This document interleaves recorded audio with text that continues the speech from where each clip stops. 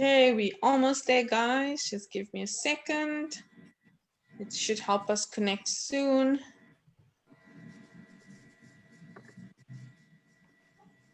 Okay, there we go.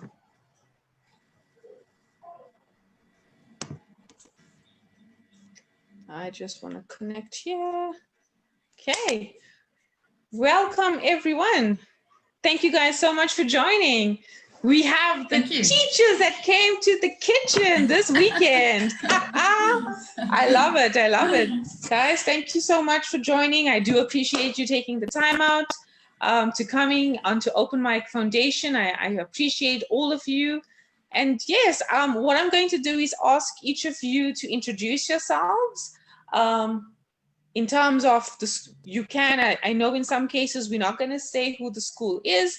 You can say where the province is, what school you're at, what are you doing at the school, just a brief introduction about who you are, and then we're going to kick off the session with a few of the questions that we have planned. So Claire, I'm going to ask you to kick off for us. So much. Okay, how brief is this introduction? I'll make it brief. Okay, anyway. It's okay. Okay. My name is Claire Beverlow. I have been tutoring maths for over 25 years. I did very well in maths at school. I just had a natural aptitude for maths.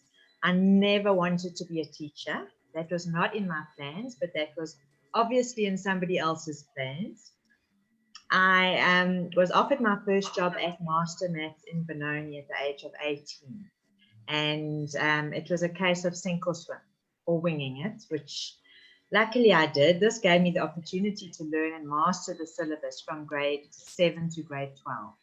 I then went to work at Master Maths in Boksburg for 2 years and managed the centre for 6 months while my boss was on maternity leave. So I was only 20 when I had to manage the centre. Again, it was thrown in the deep end. So I managed that well. And then I went to travel for a year. After coming back from traveling, I decided to tutor for myself. It just made more sense. It gave me the flexibility that I needed to raise my 2 girls. In the morning, I worked in the financial industry. I actually worked at Liberty Life for over 10 years. So I did that and I tutored in the afternoon. I did this for, as I said, financial reasons. And then at the age of 38, I decided to finally get a degree. And I wanted to become a psychologist. And I did this because I loved working with teenagers and found that I actually had a gift in counseling as well as teaching. Okay, I finished my degree in 3 years working full-time, which was not easy. It was pretty difficult, and I pushed myself. As you can see, I'm a bit of an A-type personality. Okay, I managed to complete half my honours, and then I got divorced. And that's when the wheels came off. And that's when, unfortunately, these are occurrences in life that pull the rug under our feet, and we have to choose to either land face up or face down. So it's taken me a while to get back on my feet. I'm not 100% there, but I don't give up easily. I'm a fighter, and I have very high hopes for my future. I'm now working on growing my online teaching platform called Make It Count. I do have my own Facebook page, and I am working on a website. I'm also completing a range of books called Summarizers. I've been working on these books for about 5 years. It's basically each grade summarized in an A4 30-pager, 50-pager, and it has been copyrighted and will go into print as soon as possible. I'm highly skilled in the CAPS, IED, GED, which is the American syllabus, as well as online programs such as Impact and Brainline. And that's me. Wow. Wow, that's an amazing accomplishment. Right? Yeah, that's my introduction. I hope it wasn't too long. No, it was brilliant. Listen, I think people realize, what do you do? I mean, 25 years being in teaching is phenomenal, right? You surely have a gift for it, and you surely love what you do, definitely, for sure, right? To be 25 years, I mean, it's incredible. Yeah, you got to love it. Yeah. Yeah. So online teaching platform, I think you do need to elaborate a little bit more on that at the end when we're done, so that the people understand, so that you can also share with them your Facebook group if you need, if somebody needs some lessons or online teaching. Definitely. I think that'll be really great help. So some of the parents that's online as well. There's a lot of listeners. We have someone calling Auntie. Hello, Auntie Cheryl, Michelle. I think it's Gardner. I think it's your relative. Okay. Yes. Also teacher. she just said hi. Rav, I think you can go next. Okay. Sorry about the internet connection. It might be a bit unstable, but I'm going to try and stay with you guys until the end. Okay, so I'm Ravika Forbe. I'm a teacher. I'm teaching for 25 years. I'm from Silver Glen, which is in Chatsworth, in the south of Durban. I qualified in 1994 at the University of Durban Westville. So far, I've been to 5 different schools, 3 in KwaZulu-Natal, and I now live in Gauteng, so I've been to 2 schools in Gauteng. I'm currently teaching in Pretoria. I'm at a primary school. It's a government school. I've taught all grades, all subjects. I've taught between the foundation phase, the InterSend phase. I'm currently teaching grade 6 English and grade 5 natural science and technology. Tomorrow we go back to school and we are receiving our grade 7 learners. So I will be teaching grade 7 English. And it's going to be quite exciting tomorrow because with the whole social distancing and teaching, it's going to be interesting receiving my learners tomorrow. So far, our school is ready. We have PPEs in place. All social distancing protocols have been put in place. And so we are ready for our grade 7 learners. So that's just a little bit about me. I'll hand it over to you, Seshni. Thank you. Oh, wow. So between Claire and yourself, we have 50 years of teaching experience right now. It's crazy. It's phenomenal. Absolutely. Thank you so much, Rav, for that introduction as well. Cheryl, let's go over to you, huh? Yes, the granny of the group, like literally, and in terms of years of teaching. So add another 34, you're sitting at over 80 years of teaching experience between the 3 of us. And wow. that's excluding the years I've been as a pupil when I was still at Benoni High, where people asked me to help their children with extra maths. I was still a pupil myself. So I think that's when I discovered my passion for teaching. So I graduated from WITS in the heyday of the apartheid police coming in and became very liberal, learned all about Nelson Mandela. It was a very exciting time in the history of South Africa. I got my BA Ed, and since then I've taught in a variety of schools, but I've spent long times at schools, like many years. Yes, in management, a lot of that time just as a matter of interest. Christian Brothers College in Boksburg, academic head for many years there. All boys, led up by myself, I was the vice principal of academics, and a very tough Irish lady called Pat Fitzsimons. She was the principal of the high school. Can you imagine 2 ladies running around telling those boys, those hormonal adolescent boys, what to do? So I learned to, and I have the privilege at the moment, after small schools, big schools, private schools, government schools, of landing up at a unique, and I have to emphasize this, a very unique school, fledgling school. It's just on 2 years old at the moment. It's called Eco Kids Primary and Eco Campus. We've just gone into the high school this year with our current stage 8 with the Cambridge curriculum. An unbelievable woman. She's not an educator by, she's a businesswoman, but at the same time, a visionary. Started up these schools because of her love for children and just her love for education. And I've been inspired by her as I have by many other people. And I'm hoping to, obviously now in the twilight of my career, end off on a real high, because one day I'll go back with my Zimmer and I'll be guest, I'm sure, as the founding principal of this little school. So I'm very proud to be talking about it on this platform. Thank you so much, Sheshni. Oh, that's amazing. Guys, over 80 years of experience we have on this platform.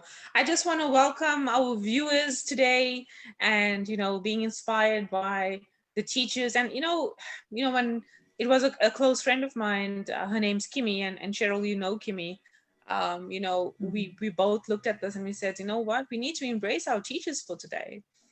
Teachers have played such a profound way in our kids' lives. And I think a lot of us today has felt how much teachers actually play in our kids' lives. I think we've realized that today, knowing what has happened in our environments across the globe right now. I think we've realized, and as parents have acknowledged the role. If it wasn't clear before, I'm fairly sure that we're clear about what role you guys play in our child's life on a daily basis. And to be more direct, you have teachers spend most of your time with our kids than we ourselves spend more time with our own children, right? That's literally what happens. So I think to kick off today, I think we have set a few questions for you guys, and if there's anything else that's coming on, please share. I'm also going to encourage our viewers. We do have 80%. We have 80 years of teaching. If there's any questions that you have, parents have, or you have questions or comments that you have for these beautiful ladies, these beautiful young ladies that's here today, please pop it in. Please pop the questions in and share the comments, share questions, ask the questions to a particular teacher that you have. I'm encouraging you to please use the time that we have, with the teachers that we have today. So let's kick right in, ladies. So, we're going to go question by question with each of you, and then we're going to see, some of the commonalities between some of the things being shared. So Cheryl, I'm going to go with you first. And let's start off with the first question. What has been the most profound moment of your teaching career? So obviously, I think we all have many for so many years, but I mentioned this when we had our brief chat the other night. In my final year of teaching, I watched a movie called The Breakfast Club. It's an iconic movie, and if anyone has never watched it, please go if you're an educator. This Breakfast Club just typifies 5 characters that you will definitely find in any high school at any time of your career. The nerd, the jock, etc. Right? What I learned as I was just about to go into teaching was a very important lesson, and this is what I implement even today. Don't ever label children. Don't ever put a child in a box. I believe that when you do that, you're limiting that child's full potential. You have to embrace that child. You have to actually dig beneath that veneer, because every child has a veneer that represents their family or is a result of whatever their life's experience up to that point has been. And if you can scratch beneath that, you will find the essence of the child, and they will bloom. You as an educator have a responsibility to make that child blossom and grow, and you really, really have to dig deep. Just another quick one that I need to mention was one day in my first year of teaching, when a boy said to me, put up his hand, I was teaching geography then, and he said to me, ma'am, could you just draw on the board what you're explaining? And the light went on for me. It was a light bulb moment, because I suddenly realized that my subject at that time in particular was a visual subject, and I realized that there are some learners who are visual learners. That's when I started learning about the different types of learners. You go to university, you learn all this theory, but when you put it into practice, I then realized about the fact that visual was so important to children as well as auditory. And of course the others. But anyway, those were 2 profound moments for me. Oh, stunning. Raf? Okay, so I'm just going to elaborate on what Cheryl said. We're talking about profound moments. We call them the light bulb moments. This is something that I experience on a daily basis in all my lessons. That moment when you see the relief and the appreciation in a child's eyes, when they come to understand exactly what you've just taught them. It's kind of like a physical transformation that you see from the unknown to suddenly grasping the concept that you are teaching. It's that exact moment when they get it, when they comprehend. And it's what a wonderful feeling, both for the teacher and for the child. The teacher that has just accomplished exactly what they wanted to in the lesson, and for the child who has just come through the whole frustration and heartbreak of not understanding and suddenly getting exactly what the lesson is all about. It's an unbelievable reward for both the child and for the learner. It's not just learning for that moment, it's learning for a lifetime. So when they grasp a concept, they don't just learn it for that moment. It's something that they take with them that's going to be for as long as they exist, and they are going to pass on that to people that they encounter. So yeah, you're passing it on from students to families to communities. It's amazing the influence that you have at that particular moment and how far it reaches. It's unbelievable. It's something you can't conceive. So yeah, Stunning. those are my profound moments. It's those light bulbs every moment of every lesson that I experience with my learners. Thank you, Session. Okay. Stunning, stunning. Yeah, I have my light bulb moments. Trust me, I have them every day. Every day. Claire, over to you. Okay, well, with maths, light bulb moments you can literally see. It's actually literally in their eyes, because maths is a difficult subject. So, but I've had, you know what, I've had so many profound moments in teaching, and it's actually too many to tell. But it's the most inspiring and rewarding job in the world to teach. I've had the chance in a teenager's life. Some of my students have gone on to become doctors, pilots, engineers, vets, Wow. computer programmers, teachers, even statisticians. Okay, even that's difficult to say. So I refer to my job as half counseling and half teaching. And I know that while we learn mathematics, we also learn about life and its challenges. There is also never a day that goes by that I do not learn from my students as well. And what a privilege that is. I see the other teachers are just shaking their heads as well, because Yes. you know, they're definitely resonating. Always students. Yeah, they're definitely resonating with you, because as much as you share with the, the kids learn from yourself, I think you yourself as teachers learn from them as well. So, and they're just shaking their head. Privilege.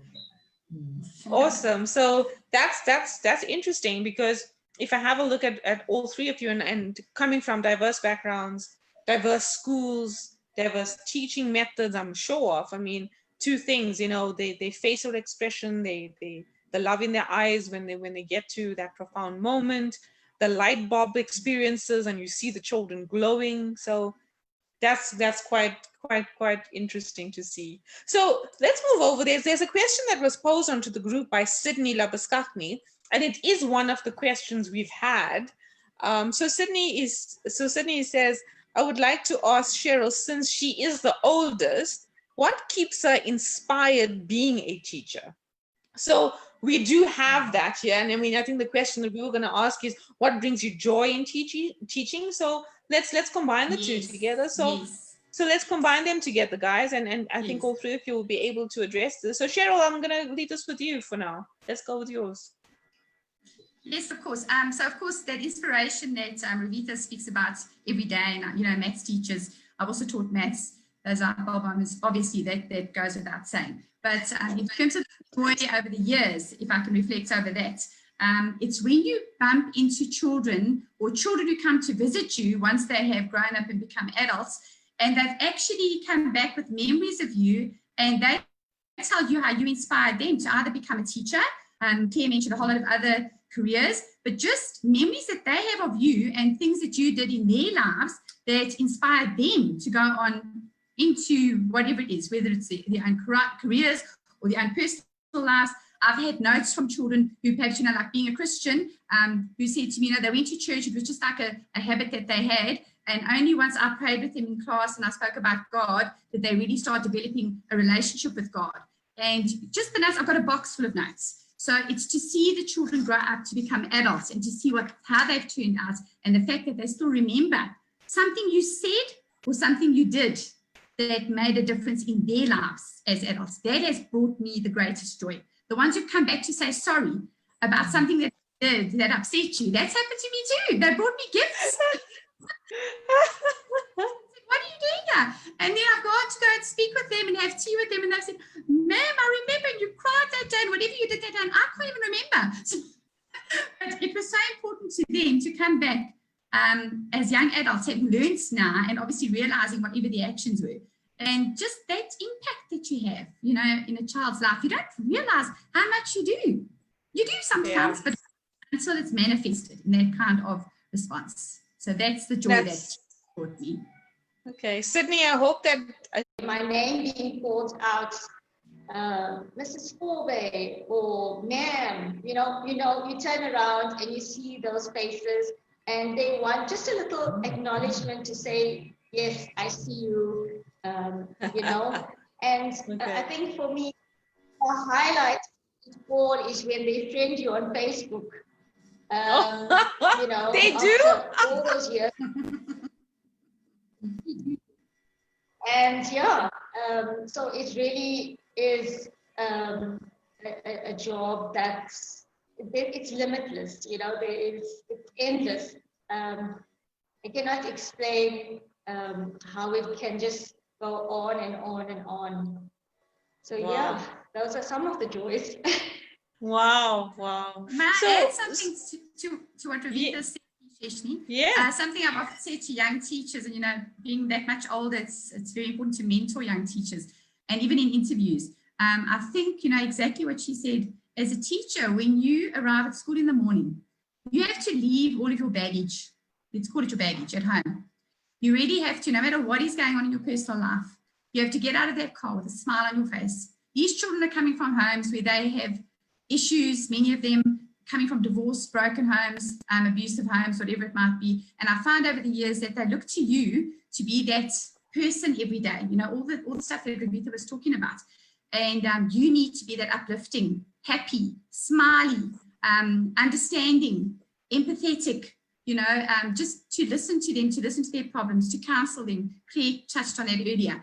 You don't understand the responsibility that you have to uplift these young little people and just to keep them going through their daily, through their daily lives. It's so important that we need to remember that as teachers. You cannot walk into school with a miserable hangdog face. I mean, how are they going to enjoy their day? If you're going to walk into class with this, the life is so terrible. And so no, they look up to you and you've got to just walk in with that positive vibe and that energy and that whatever, because that's what they need. They rely on it so heavily. That's so true. Yeah, it's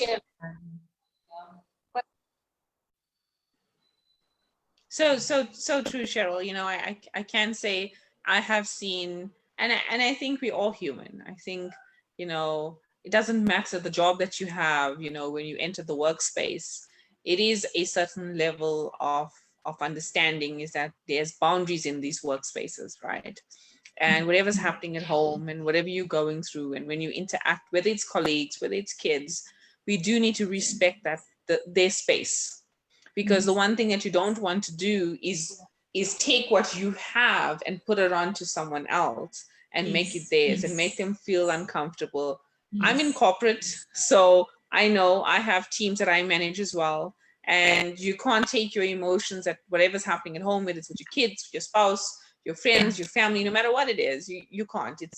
I get that. I mean, I truly get that. And you can't make it someone else's because it's not theirs. Thank you. I agree. Yeah. Wow. Okay. I'm not sure. I'm gonna ask, and I don't want you, you're welcome to mention a child if you want to, but it's, it's up to you. A moment in which a child had touched you in your career. Has it been a moment where a child has, reached out and just touched you in any way? I'm not sure. Gosh, I think they all touch us. I was going to say, that's such a difficult one. Ways. Yeah. So many different personalities, so many different children. I could mention thousands, not even hundreds. Yeah. Okay. Okay. Yeah. So let's. Okay, I get it. You guys are awesome, man. You guys are awesome. What are some of the challenges you are facing now due to the lockdown? I mean, we've heard that grade 7s and grade 12s. Okay, let's talk about real time right now, right? You are teachers currently right now. You are currently affected by the lockdown and how school has been progressing. You have the education minister that has been announcing a whole host of regulations and safety for the children. Here in Pretoria, there is schools. In fact, the schools are going back on a roster. It's not only grade 7s and 12s right now. Starting tomorrow, we have all the grades that's going to be phasing in differently, you know. So how has the lockdown, you know, been doing to you guys? And what are some of the challenges that you faced? Rav, I'm going to start with you. Okay, so what I've got is a handout that I've gotten from one of the schools. I'm just gonna explain some of the things that has been playing on my mind. It starts with entering the school premises. You know, there's no hugging, no kissing, no holding hands, no congregation of the learners. They've got to keep their masks on all the time. They've got to sanitize on a regular basis. It's very daunting for the learners, and actually it's daunting for me as well, because we are teaching in a new environment. It's going to be teaching with masks on, teaching with visors, and when I get my students coming into the class, and for them to see me looking like with all this protective gear, I feel that I'm going to create some kind of distance between myself and my learners.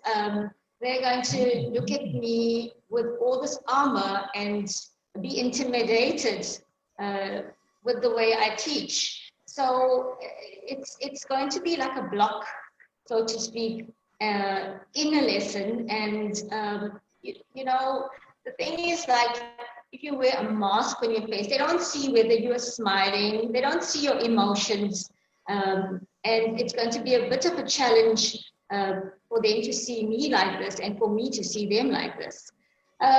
Also, with regards to checking the temperature 3 times a day, it's very clinical, and it may feel like, you know, they might feel as if they are sick, and that's not what we want them to feel. And also, if their temperature is high and they are put in an isolation room, there may be stigmas attached, because other children may be teasing them and calling them names, you know, regarding the whole COVID-19 pandemic. And so that could also be a bit of a problem.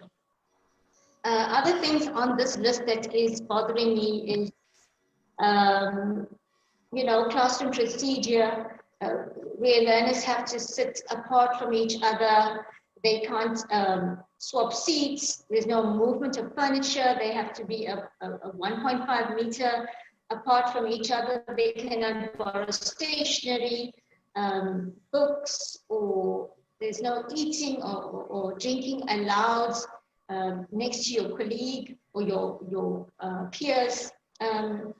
You know, little things like this, wiping down the handles of doors, all these come to mind. And, you know, even when it comes to break time as well, the procedures during the break and after break, the amount of kids that are allowed to use the toilet at the same time, you know, you only allow 3 or 4 learners at the same time. And what if there's other children that are desperate to use it as well? So there's a whole list of things that are going to, well, that are bothering me. And I'm sure it's the same with Claire and Cheryl and all the other teachers that are out there. So these are just some of the things, Deshni, that's bothering me at the moment. And like I said, the list is long. Sure. So I don't want to take all the other time. Yeah. but I think it's a challenging time for you as teachers. And we do need to acknowledge that as parents, as much as we're saying it's challenging for the kids, it's, you know, you as teachers, you know, is also there to protect yourself and the children at the same time as well. And it's going to be very challenging because it's a totally different way of how you communicate. It's actually going against what they've been taught all these years, right? Yes. You know, you shake your hand when you meet someone, Yes. you greet them, and you know, it's these type of principles that we're instilling in children. Now we're saying it's not what we do now. Now we're telling them we have to, like, to make them unlearn, to relearn again a new way of how we socialize again, right? That's quite a lot. Claire, Go, Rob. No, I just wanted to mention the transport issue as well, because most of my learners take public transport, and that's also going to be a major issue when it comes to traveling on buses and in taxis, in combis. So that's also going to be quite a challenge. Sure. Yeah, definitely, for sure. Absolutely. Claire, on your end? You know, I'd like to say that, yeah, you know, none of these kids have faced this kind of thing before, but I think it's important to motivate our students to keep up with schoolwork at home. And this is where I think parents can come in as well, because, you know, we can do a lot as teachers, but for example, and I'm going to talk about a little bit of psychology here. There's different types of learners. There's intrinsic, which is internally motivated, so they're self-motivated. Okay, and there's extrinsic, which is they need external motivation. So the externally motivated students, you know, you could give them a reward for work, even if it's like an hour off to play a game or a chocolate, or depending on their age. If they are intrinsic, so self-motivated, they need to be rewarded with words. So, you know, I'm proud of you for your hard work. Well done. You know, and my two girls who are 16 and 18 are complete opposites. So they different types of motivation.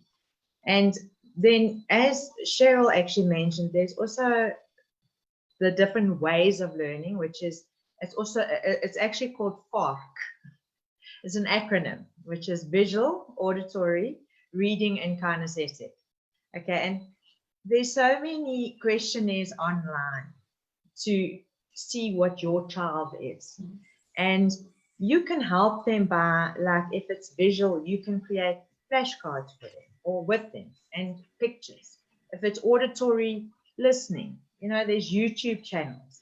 If it's reading, making summaries and repeating the summaries and reading. And kinesthetic is actually the rarest kind. It's 10% of the population. And they learn by doing. So doing experiments and actually doing it, using their hands. There's also a Myers-Briggs questionnaire, which is brilliant. And that just shows you, it gives you an idea of, are they extroverts? Are they intuitive? Are they sensory? Are they judgmental? And each type gives a brilliant summary on the internet. And that helps you to understand your own child. And by understanding your own child, you can also understand what motivates them. And also the love languages as well. So, you know, teaching is not just about teaching a subject. It's about learning who your child is and encouraging them in that way as well. That's so true. So true. I mean, we all learn things in different ways and facets, and we process differently. We definitely process differently. And to understand how your child processes and how they would want to experience being learned and encouraged is different. Pandemic as well is totally different. So yeah, it's good to know it's the child. Yeah, no, true, absolutely. Cheryl, your side? Okay, so the challenges, I'd just like to speak about the challenges just in setting up the online learning. We didn't even have an IT department. And we have Anita Fitzgerald is our head of campus. So she's got a preschool, ECD school. And then, of course, she's ultimately in charge of the primary in this new high school as well now. And her and the Board of Trustees have been amazing in terms of supporting us to get it all going. It was quite scary for all the teachers. Our teachers have also been amazing. We selected Class Dojo and Zoom, and so we got going. So that in itself was a challenge. We took out 3 weeks of holiday and we had to set it all up. But I have to say that the challenge there for me, and I don't know if perhaps Ravitha found this if they were doing online teaching, was that I think the vast majority of the parents really loved and supported us, but there were a small percentage who I think had different expectations. I almost think that they expected us to teach their children one-on-one, to have this almost like this homeschooling kind of online one-on-one personal attention, and not realizing that in fact we have a whole class that we're responsible for, and in some cases for some of the teachers a variety of subjects. So we found that quite challenging, and only 1 or 2 parents were just a little not very sympathetic or empathetic of the teachers and the hard work that was going into that. But we did it, and we were very successful and very happy about the process. Going back, I have to just tell Ravitha, we have already been back since Wednesday. So we took a week and a half to put all the protocols in place. We're a very huggy, kissy affection school. It's a kind of thing that embodies the whole eco awareness of our school. So it was quite something on Wednesday to start school and to see these little bodies lining up. Mommies and daddies not allowed out of the car. There were some who just got out of the car despite us saying you may not disembark, and having masks on, coming across. And you could see how many of them wanted to run up to us, but we'd already coached them. We'd sent out videos to show them. We'd used one of our teachers as an example. We'd walked them basically through the whole process of what they were going to experience. So we'd sent the visuals so they knew what to expect. All the posters were up. We're very fortunate because our school also has very small numbers at the moment. So we could implement the 1.5 with the dividers and all the rest. The only problem is now we've had, I think it's probably 8 to 10 children join us during lockdown, and we have more people waiting in line because I think people are wanting to leave those larger spaces of lots of children to a school like ours, where now you've got this space and we can actually facilitate this social distancing quite successfully. So Ravitha, please be assured that it's actually gone off, and we just sat down Friday after school. We had a meeting around our boardroom table, the teachers. We were just so thankful and so grateful for our first 3 days of teaching and learning. I must say, for me personally, and I agree with you, the whole mask and the visor thing I struggled with. I think I'm still going to struggle with that for a while. It's just not quite the same, but we'll get used to it. The children, I promise you, by first break, second break, we're already used to spreading out, not hugging, not touching, not interacting physically. It can work. It does work, and it did work this week. So there you go, some reassurance. You're going to be okay. I think it's a realization of a new way of doing things, and I think we underestimate the children. You know, if I've realized that as being a parent, kids, they accept and they adapt quicker than adults. They don't think, they don't overthink it, they don't analyze it, they don't, you know, they like build that bridge and they go over that bridge as fast as you think that they could go. Right? And they really don't second guess it or question it, or some kids do, but I think in general they just go with the flow. You know, they don't even mind it in some cases. I think for them it's going to be quite an interesting experience. I think coming back to the Minister of Education, it's going to be interesting to see how they monitor the stats of what happens at schools, and how are they going to look at in the sense of moving forward with whatever crisis management they would have at the schools, and to see what protocols will be put in place at obviously each school would be different. It's not the same. So may I just add one more, Sheshni? I didn't mention this, and it's a very Ravitha, perhaps you can help too. The issue right now is that obviously some parents have chosen to keep their children at home.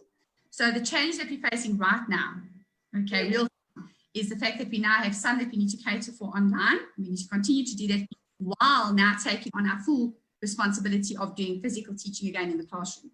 So we have come up with methods, and we've sent this out to the parents. They are of the minority, but it is their prerogative. They may choose to keep their children home for a variety of reasons.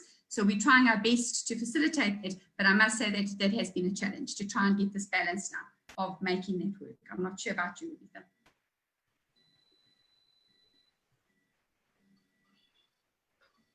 You can respond, Rob, if this is anything from your Yeah, side. I didn't get the last part because my internet's a bit unstable. Sorry, Cheryl. Oh, no problem. I'm just wondering if you're doing both. Are you also going to offer online? Because, you know, some parents are choosing not to send their children back, and that is their prerogative.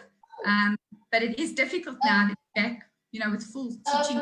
Okay, just to fill you in as to what's been.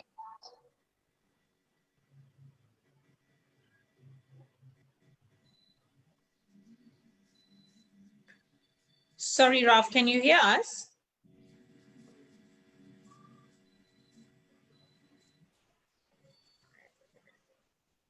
I think she's having really bad internet challenges today. Can you hear me? We can hear you now. We can hear you now.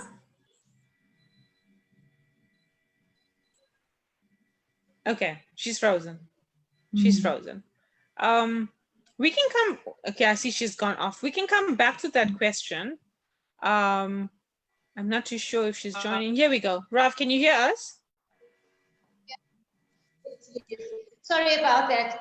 Cheryl, just to fill you in as to what's been happening at my school. So because it's a government school, there has been no teaching. It's lockdown. We couldn't reach our children. Okay. And my daughter, yes, my daughter's been busy with online teaching. So I've been able to help her, but I wasn't able to reach any of my children. So as much as, so the guilt and the frustration builds up because, you know, the inequalities of education really shows now. And as while my daughter's going on, there's 140 learners in my class that are just stagnant, you know. So Sorry about it's that. very heartbreaking. And it's very heartbreaking because we couldn't reach them. That's very So sad. yeah, so when we see that tomorrow, yeah, it's a sad reality. It's a lot of schools in our country that are experiencing this. It's mostly government schools. Sorry. So I think, Cheryl, that's the challenge, right? You have multiple schools, and this is where you see the inequality of the education, right? You have some schools from a government perspective where there has been no teaching continuing at all. There has been no connection with the student and the teacher, as per what Rob has been saying now. On the other hand, you have online classes where some of the schools have provided. But within saying that, and that is the challenge that's going to come, you cannot keep up the online teaching. You're not going to be able to maintain online teaching and do classroom teaching. Well, this is the difficulty, I'm afraid. It's just, you know, we're going to do our best because we need to offer those children the same as our children are getting. And, you know, we do come from what you would say maybe a more privileged school than we would be this teaching. So they do have access to the internet and they have computers and devices and all the rest. But yes, we've, you know, been physically back in the classroom. We don't have that same amount of time, you know, so it's a difficult one. So we're navigating through it right now, but I am sorry to hear about the school. And I know that you're one of many schools around the country. I do understand that. But this is why I think a platform like this is so important, because it speaks to so many different people on so many different levels. We need to understand the frustrations and the difficulties and the sadness. And like you said, the guilt. I heard you using the word guilt, Ravitha. As a teacher, isn't that amazing? I'm sitting here doing this with you guys this afternoon, and guess what? I still have to complete my prep for tomorrow. You know, we constantly have that guilt, that responsibility, you know, yeah, sorry about this. So, you know, it's interesting. Guilt, yeah. Carry on, Ralph. No, it's fine. It is sad. It is very sad because you have pupils that have literally stopped where there's no education further, and here you have other kids that have progressed and moved forward. Doesn't matter how small or how big, but there has been some movement in education for some of the kids. And it's sad, and I'm saying sad, and I'm using the word sad because you have other kids that have not experienced that in the last couple of months, right? And they're just stuck, and they can't move. My only concern, Cheryl, you've mentioned online versus going to school, and here's where the snag's going to come in. When schools continue doing online, and you have the kids at going to school, and I've already gotten used to what it's like to do social distancing. It's already used to know what the new protocols are, understand the measures and the things that they have to do. When the other kids join, you're going to have a combination of kids that's not going to be understanding, and then you're going to have that disconnect again. And then you're going to have to start that whole process again. And, and sometimes, where I see it is that, I'm all for to have my own kids as well. I get parents, there's some parents or some people that are more risk averse to what's out there right now, and they feel protecting their child. I duly respect that. And listen, we don't condone that and those behaviors. And I truly respect their beliefs and respect, that they want to protect their child. Of course. My view, and this is my opinion and my view, is that if we don't make children aware of circumstances like this, they would never know how to face the real world going out. Yes. There's something, a note that I made, Jan. I know that Claire is moving towards online learning, and you do the online, I think you do the physical as well. My experience after the 7 weeks of online, I have to tell you quite honestly, for me, Claire can speak for just now in terms of how she feels about this. I just don't believe that there's anything to beat physical in the classroom teaching. I'm just going to say that. My opinion, people can blast if they want to. Intrinsic learners, Claire mentioned them. You do get the different types of learners. I saw some of the learners were fabulous at the online learning. They could probably continue like that. In fact, I think parents won't send their children back to school, realizing now that the children can actually do it almost on their own. But I don't know, having done this, I don't know. For me, the physical, to see the reactions, the uninhibited hands going up, all those things, I missed that. I missed them being able to ask questions, as soon as they were stuck with something. Zoom, they're all sat. And I promise you, they looked so frightened. And many of them were so intimidated by the Zoom. For me, it just didn't feel the same. But then remember, I've been doing this much longer. So I don't know how Claire feels about it, but that's my personal. You see, I take small classes. So for me, it's not more than 4. So difference. Yeah. You see how, like on Zoom, I can stop and ask a question. They can ask a question of me, and it actually works better for me because there's no interruptions. The outside interruptions. It actually works so well. So for there's obviously a market for it, as there is for everything.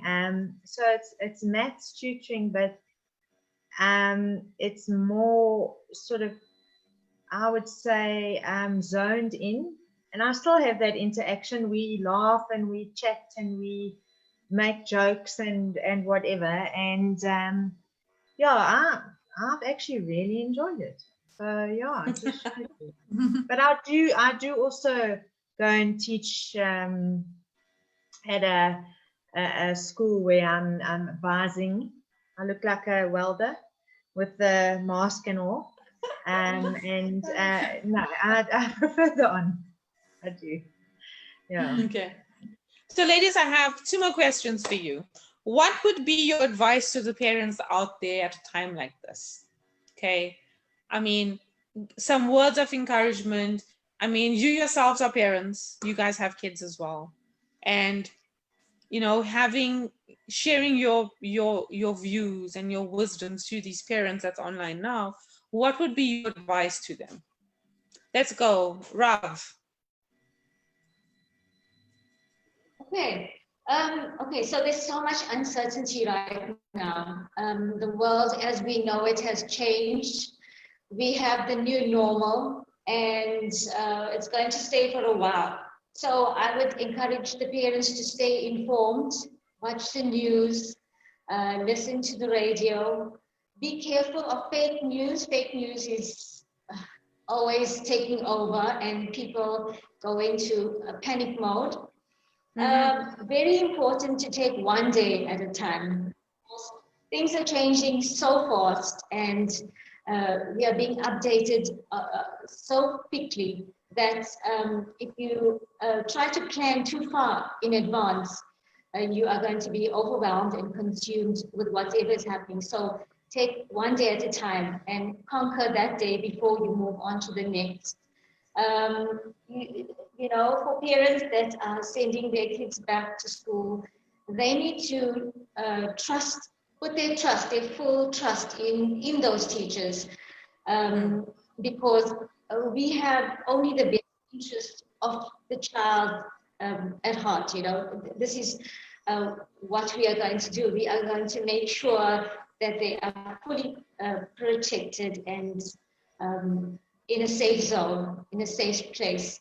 You know, for those parents that have spent the last 2 months with their kids, you know, you need to enjoy that time that you are going to spend with your child, bond with them, play with them, do things that you haven't done for a long time, get involved, talk to them, find out what makes them happy, what are their problems, find out those problem issues, help them with anxiety and stress, especially around this time. I'm sure they are also unstable at the moment as to what direction we are moving into. So create a supportive and nurturing environment. Yeah, and so also with kids that are returning to school, very important for parents to show them how to use their masks, how to sanitize, how to stay safe.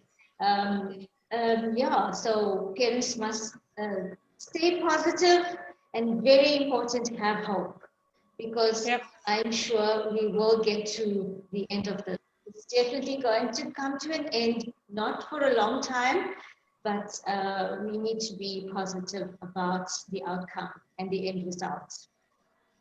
Yeah. Thank you. I absolutely agree with you. It's definitely going to come to an end. It's just about, you know, being positive, have hope and believe, you know. It's a phase that we all are going through right now. And it's about helping each other and supporting each other at a time like this, especially with the kids going to school right now. I agree with you.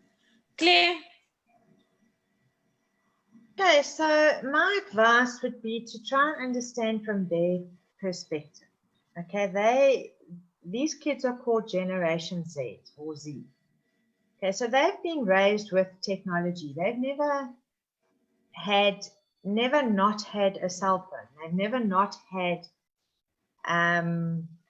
you know, a tablet. So they've never known a world without technology. And therefore, they catch on much quicker than us Generation X's and baby boomers and whatever. And we need to try to understand that their lives revolve around technology. And their sense of self is often having to compare to a photoshopped world. Okay, their world is instant. Everything's instant. They are, however, also more aware of our earth and the impact of what we and others before us have done to harm it, believe it or not. That's why we've got vegans and et cetera, et cetera. But what I would say is just be gentle with them. It's not easy to compare yourself to a perfected, photoshopped picture and come off feeling good about yourself. Don't underestimate your teenagers or preteens. And try to understand their world. Communicate every day. The best time is in the car, so you don't look at them in the eye. Take my advice on this. They hate that. Round a table, do not make eye contact. So what I do is I'll talk away in the car, or I'll just like listen and whatever. And listen before judging, and know that they're trying their best as well. And yeah, that's what I would is that we're different generations. And we just need to Awesome. understand that. Yeah. Agree.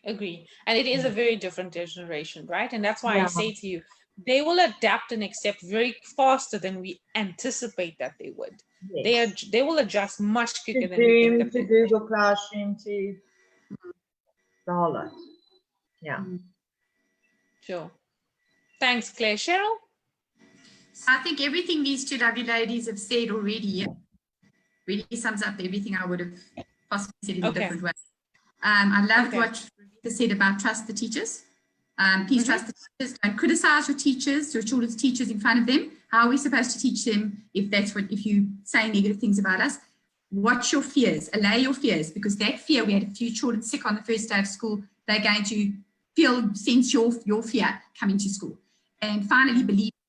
If you cannot believe in your own child and you criticizing your child and you smacking their hands and you telling them how useless they are, they're not going to be able to perform. Always instill that self-belief. It's so important. It will allow them to reach for the stars. Yeah, true, very true, very true. That is my last question to you guys, just to wrap everything up. You guys have given such great insights. So, and this is, speaking to women in leadership, and, with the years of experience that each of you have, it's quite inspiring, and, to see how long you guys have been in this field, the work that you've been doing with all of these children and the young adults as well. So what inspired or defined you as a woman in leadership in education today? And I think I'm going to end off with that today. And then you guys can sum up, your last words. Cheryl, let's go with you. So I gleaned from every leader I worked under. I would watch them. I would take the things from them that I loved, look at the things I didn't really like, and adapt that according to my personality. So I took the things from them that I regarded as strengths, and I molded them into my personality, and that shaped me today.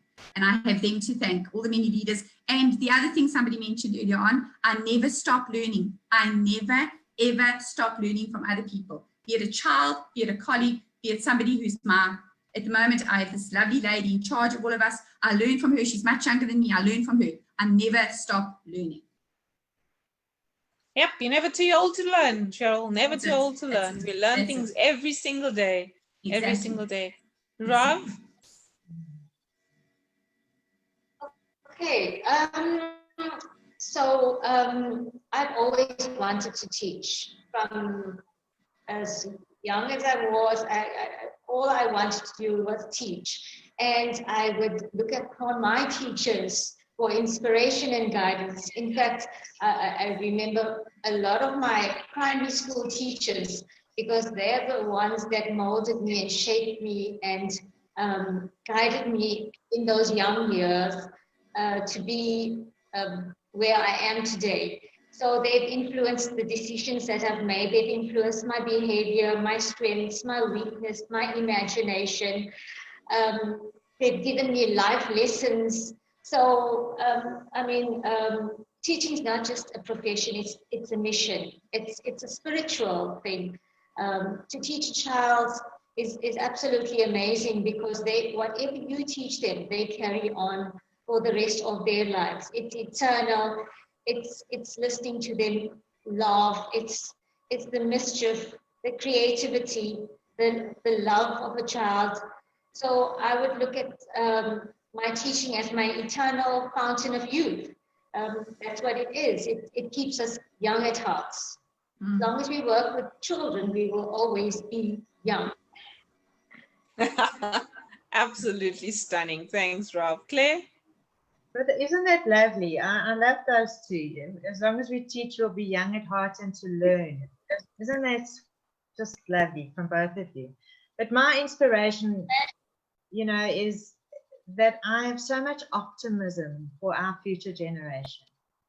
And I believe that we need to inspire, we need to motivate and encourage our children to be the best humans that they can possibly be and live out their true life purpose. And if we can help them even in a little way, if you can help one life in this world, hey, that's amazing. So yeah, that's my inspiration. Yeah, I totally agree with you guys. Ladies, thank you so much. I want to wrap this up. We did go over, and I appreciate all your time. Cheryl, I know you need to do your prep work for tomorrow. Rob, you back at school tomorrow. Claire, you are going back to tutoring. So last words, and to wrap up the session, I'm going to give each of you guys a moment. Jeanette says, a lovely way to spend a Sunday afternoon. Thank you, ladies. Keep up the great work. Sydney has said thank you. Sydney Labuskakni said thank you very much. Guys, you guys are inspiring in your own merit in what you do, and you know, your words, your inspiration, the love that comes out of you guys, you can see it. I mean, being in a place where you guys are now right now for 25 years, and to yourself, Cheryl, for 34 years, you have created that inspiring, that inspiration, that whether it's the one person that you have to help, whether it's, you know, these kids that come out and look up to you guys do that. Hence why I say it's, you know, it's praise for the teachers, because we are forgetting the most important thing that's out there for us, and which is the teachers, because it is one, if it's not the parents, it's the other person that gets connected to our children on a daily basis that inspires is the teachers. It is the teachers. And I do believe we don't say thank you to the teachers out there. We don't say thank you and well done to the years of service, the gratitude, the gratefulness, the inspiring, the empowerment that you guys have given all the young ones today. We have Sue that says, thank you so much for allowing me to join this. Great way to start a new week. That's awesome. Thank you, Sue. Wow. Lynette says, the Minister of Education is speaking. The Minister of Education is speaking now. So continue with the concerns and the way forward out. Students and teachers, Facebook presidents for the Republic of South Africa. That's Lynette. Guys, last words, last inspiring words, just to wrap up everything. Cheryl, your side? Yes, just keep going, and to all the teachers out there, you're doing a great job. Whatever you're doing, it's great. Just keep doing what you're doing. Thank you. Oh, thank you so much, Claire.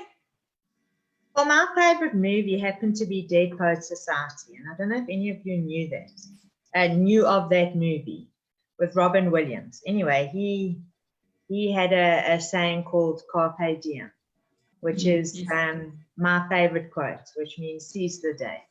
And I've got that tattooed on my foot. So Carpe Diem. And yeah, we'll all inspire each other and do our best. Thank you, Claire, so much. Rob, last words from yourself to wrap up?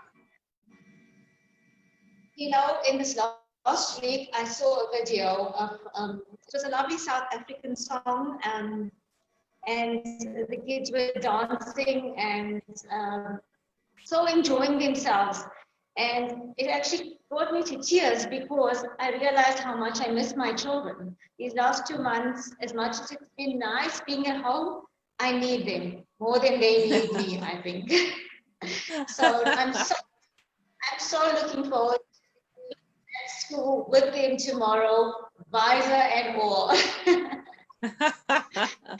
Well, ladies, thank you so much, and well done, and good luck with the way forward at the schools and tutoring. If there's anything that, you know, parents, open mic can help you guys with to get the word out there, to inspire some more learners, reach out to me. Happy to help you guys, and we'll be in contact very, very soon.